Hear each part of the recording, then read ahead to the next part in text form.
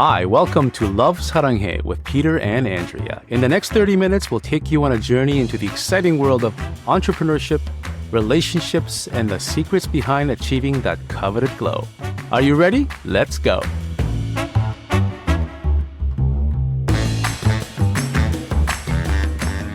Welcome back to another episode of Love Saranghae with us, Peter and Andrea. In this episode, we're diving deep into the fascinating world of skincare formulation. Ever wonder how your favorite skincare products are created from scratch? Well, in for a treat, we'll explore some of the science, art, and passion behind formulating effective and innovative skincare products for you, our customers. Stay tuned as we uncover the secrets behind the formulations that keep your skin healthy and glowing. Ready, Peter? I am. And you know what, Andrea? I'm very excited about talking about this today because it is at the very heart of our identity. People ask us, what makes Saranghae special? What makes Aura special? Today's episode is going to explain through the last, 8 years of evolution and, getting things right and getting things wrong.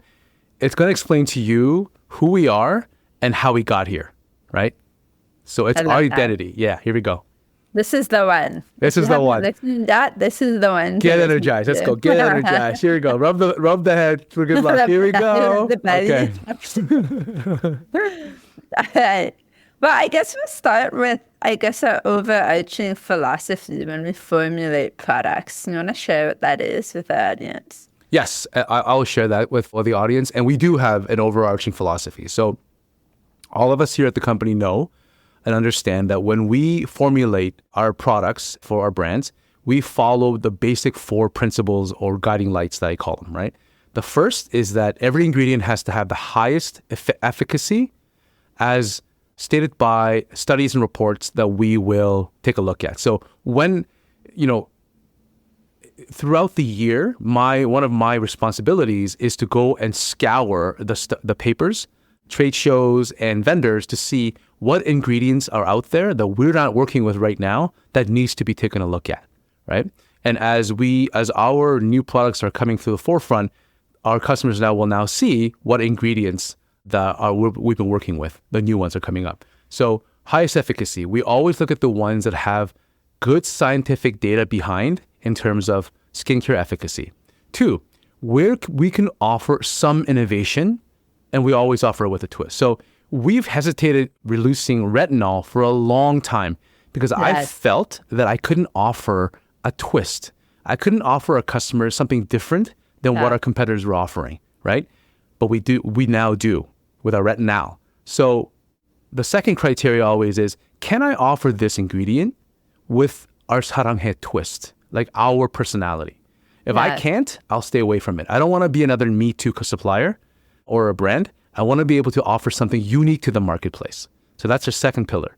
The third pillar is vegan where possible. So obviously the ingredient has to be of the highest efficacy. Can we offer some innovation? And if possible, we will always choose vegan.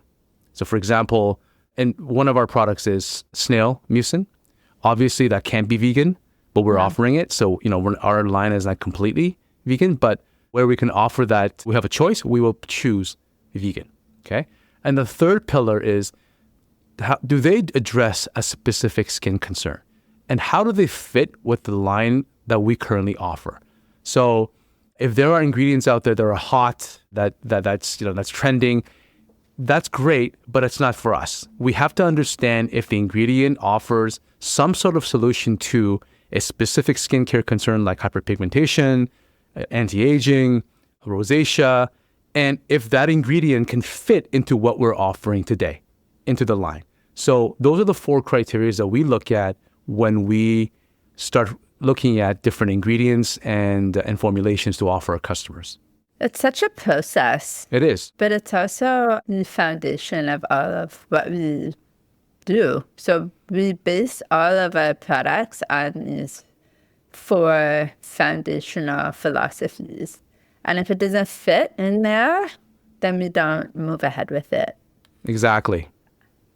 So can you explain the difference between vegan skincare and plant-based skincare products? Does one work better than the other? Yeah, I get this question a lot when we go to trade shows and events. it's a good question. What's the difference? Yeah, it's a great question. And I'm still confused over it these days.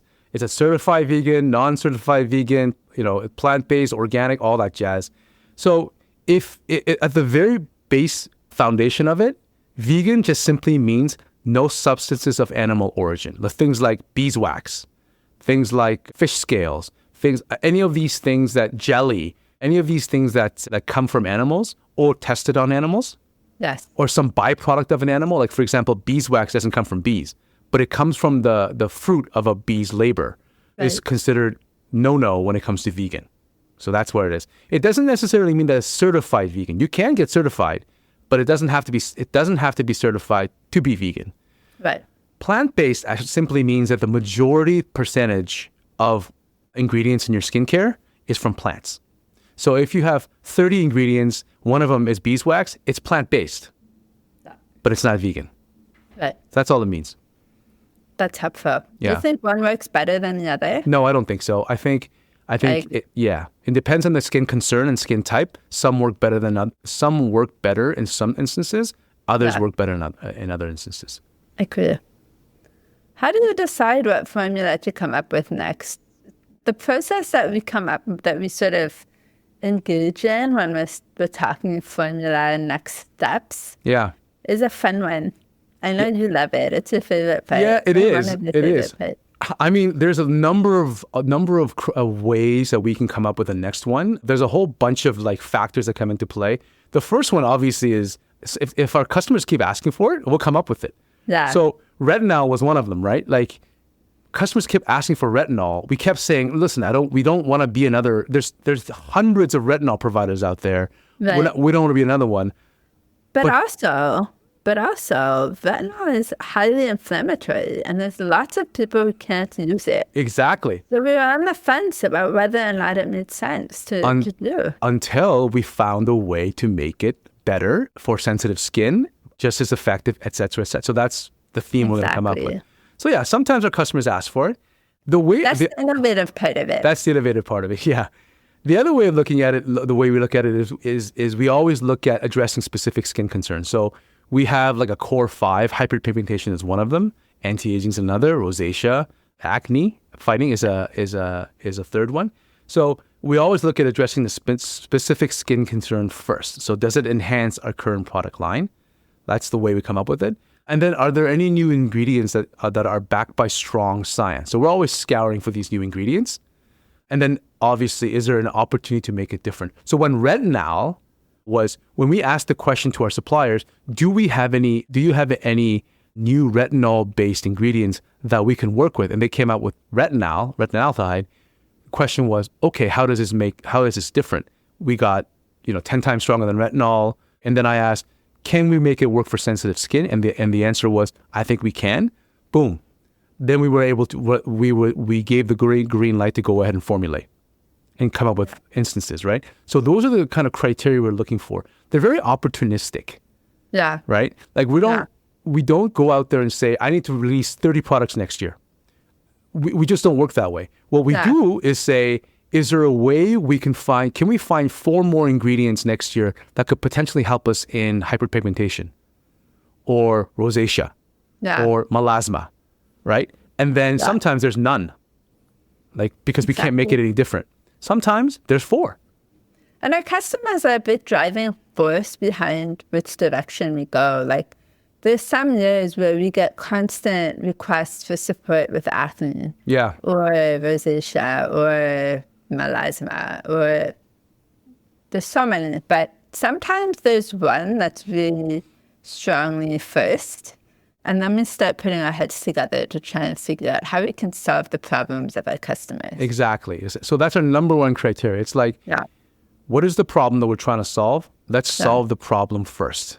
Then everything kind of goes after it. And as our customers see the evolution of our company, they will see certain things they'll notice our packaging is starting to get a lot more generic.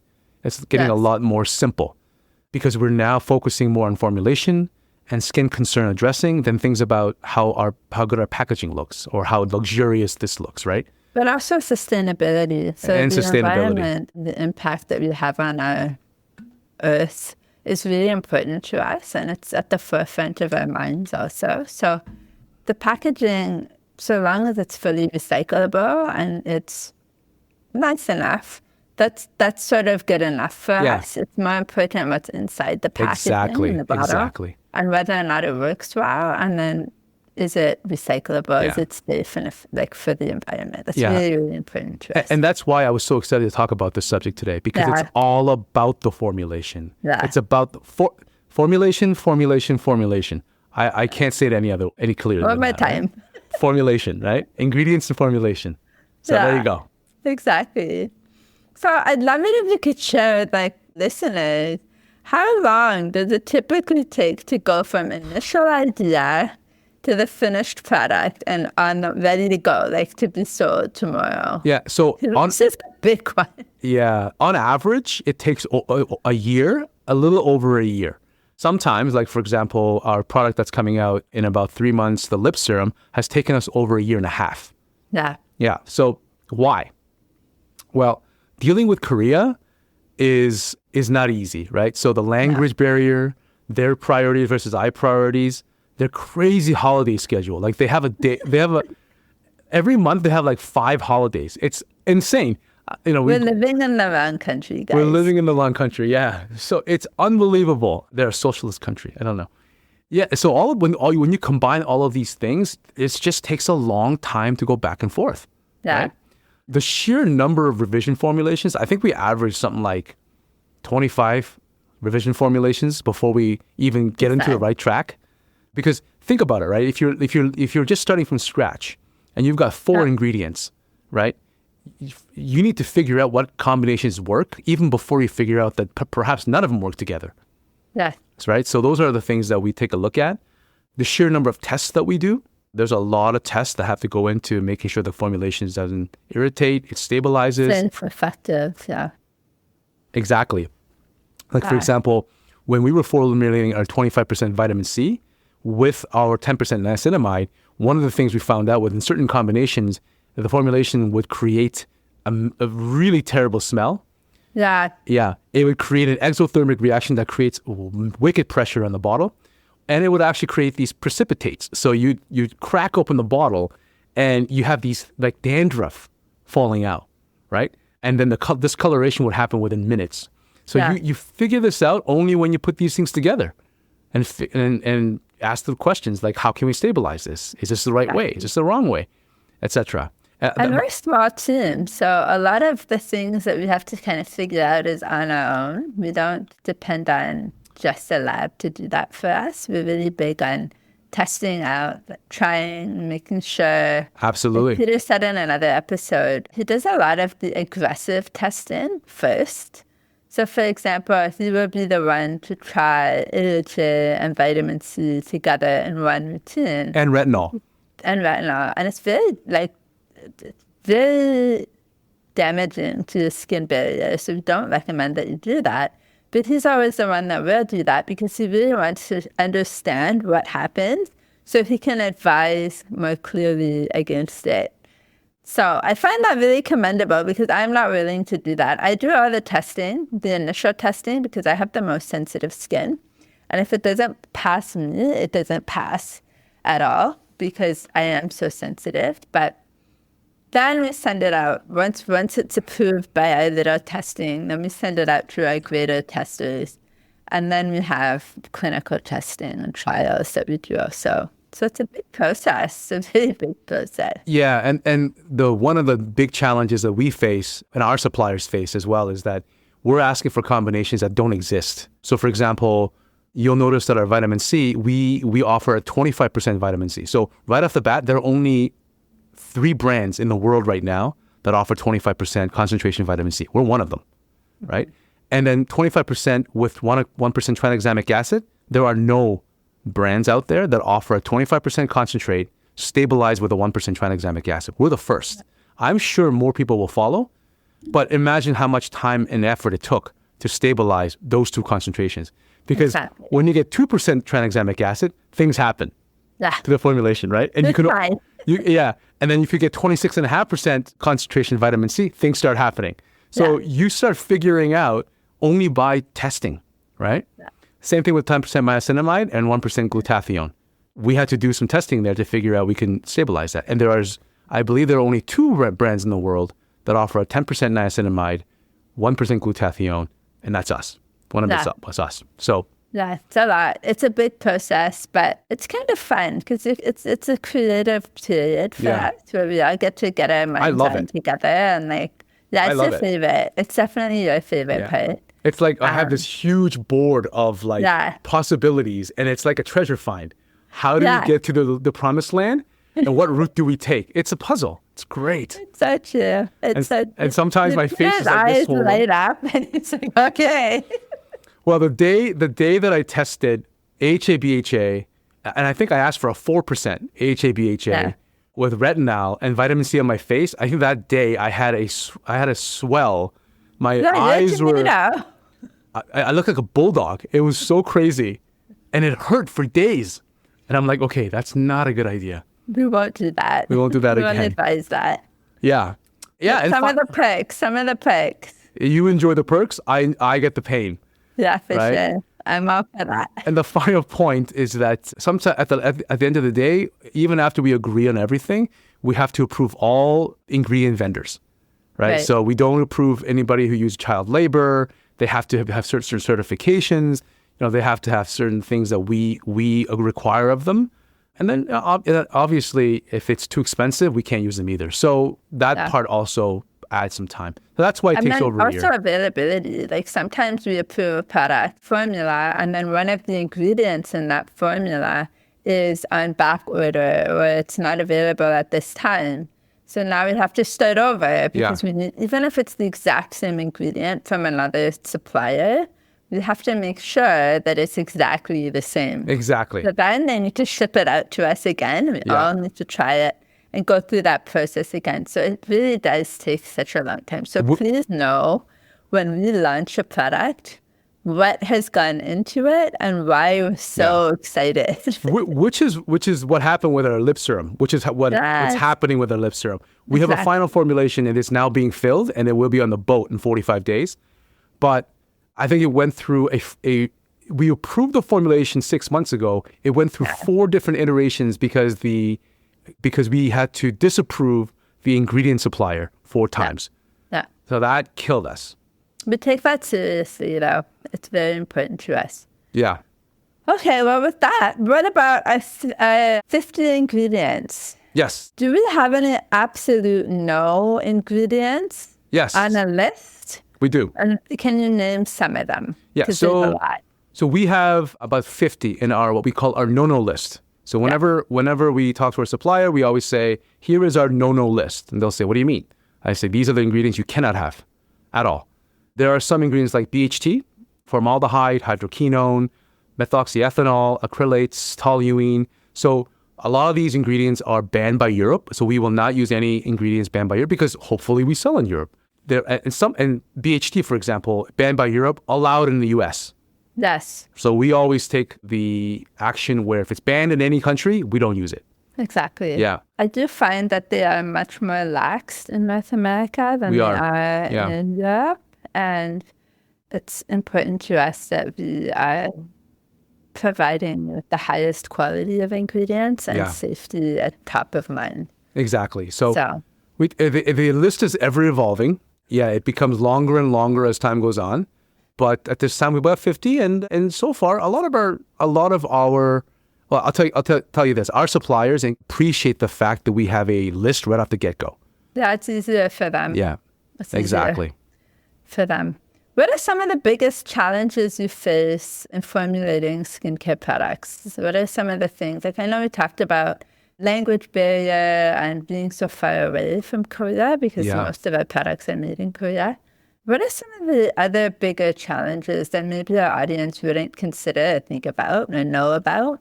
Well, so my biggest challenge or my fear with formulation, a new product, right off the bat is always, will it sell?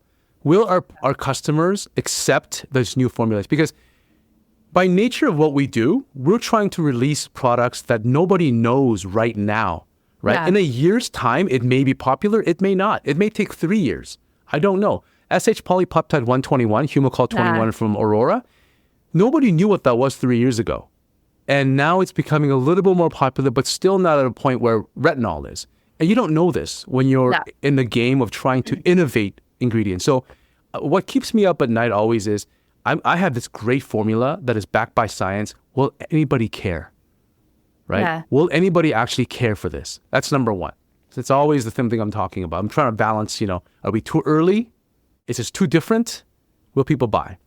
Then the second thing is the sheer number of potential combinations and possibilities that we can have with any formulation. Right? So we have to go through and pare down the potential unlimited number of combinations to maybe 20 testable ones. So that's always a challenge. How do you get to that point, right? You got to make some assumptions. You've got to, and these days, we've gone through this now 8 years.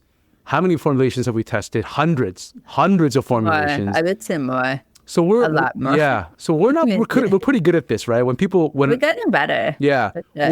When a supplier submits a formulation, I can right off the bat say this won't work. Yeah. Or we've tested this before. So it's getting a little easier. We're getting faster. We're learning a lot really quickly because we have to. But it is getting faster. But I would say a lot more than 100. Yeah. If I could just look at our sample, like we have a little bin in the office of this year's samples. Overflowing. Probably 100. Yeah. What about the environment? I mentioned earlier how sustainability is really, really important to us. Yeah. And what steps do we take to minimize the environmental impact of our products? That's a really good question because it's very, as you know, it's important to us and we talk about this all the time. So we have policies in place. So the first one is that all packaging must be recyclable. Okay. So, and all of our customers know that we're taking steps to replace all of our packaging that wasn't recyclable to recyclable packaging. It's funny. We actually tested refillable bottles at one point in time. The kind where you can, I have some of those. Yeah, we tested the refillable bottles and shipping. Like for example, a customer would buy our packaging one time, and then we would ship like generic packaging, and you can refill it, like the Costco stuff. But we just felt that the customers weren't ready for that. We also talked about size of the bottles and travel size versus sample size. So another way we minimize environmental impact is giving our customers packaging that works in most scenarios by cutting down unnecessary number of packaging. Yeah. So for example, we're starting to manufacture all of our sizes at 100 mils and below, which means that they're also you can travel with them. Yeah. So you don't need travel size products. So we do away with travel size products. We don't want to end up with extra number of packaging for the same product. Right. Right. So that's part of another part of our environmental. Let's try to minimize the environmental impact. It's another thing is doing sample size. So we decided I get a lot of questions about why we don't offer sample sizes, and the short answer is it's extremely wasteful. Most of them end up in landfill, and we don't want to contribute to that. So I would rather contribute. If I was going to an event or sponsoring an event, I would rather contribute one full-size item or not contribute at all and contribute in another way, like discount codes, etc., because it is much more environmentally friendly. Exactly. That's a good point. And the last point for minimizing environmental impact is choosing our suppliers. So we prioritize and we choose suppliers who have good environmental stewardship that can prove to us that they have processes in place that prioritize environmental stewardship and impact, and we prove those suppliers. So that's another way of doing so. Yeah, exactly. Well, I guess my last question for today is a question that I've been asked. I guess that's how we came up with our podcast is, what questions are you asking us? And then we try to answer them here. But what trends in skincare formulation do you see emerging in the next few years? There are, if you look at the skincare world carefully, there's always micro trends that sometimes go nowhere and sometimes proliferate. So there's a lot of them, right? Right. But the overarching trend that I see is this trend towards concentrated correctives. So where we're moving anyway is toward addressing skincare concerns through concentrated correctives. It's what I call effective clinical dose. So the trend that we are actually moving towards is offering our customers near clinical grade concentrations of concentrated correctives without a prescription, right? So you have to go to your doctor to get a retinol-based product at a certain concentration. You know, the dose could be somewhere between, let's say, 5% to 20%, and we will offer 4.5, right below those the concentration where you need to go get a prescription for it, right? So very concentrated, but we always take a viewpoint of highly concentrated corrective made for sensitive skin, which was not the case with what, you know, in the clinical world. The way you would mitigate that is the doctor. The doctor would make sure that, you know, it's not reacting properly, but we can't do that at home. So we do that through formulation and through testing. And that's the trend that we're moving towards. One trend that we noticed is that a lot of people are becoming more sensitive. So they may not have been initially, but as they get older and hormones change and so on, their skin has become more sensitive over time. So that's why for sure. we really are looking at developing products that are for those people, because if they work for them, they will also work for those who don't have sensitive skin. But it's really the sensitive skin people who are really struggling to find products that are effective but also safe. Exactly. There's two other trends that kind of contribute to this. One is that more and more customers, no matter the age group, are starting to understand ingredients and read up on them, because it's so easy to find out information on the internet, although some of them are very misinformed, or, you know, some of the information is... We're going to do an episode on that. Yeah, true.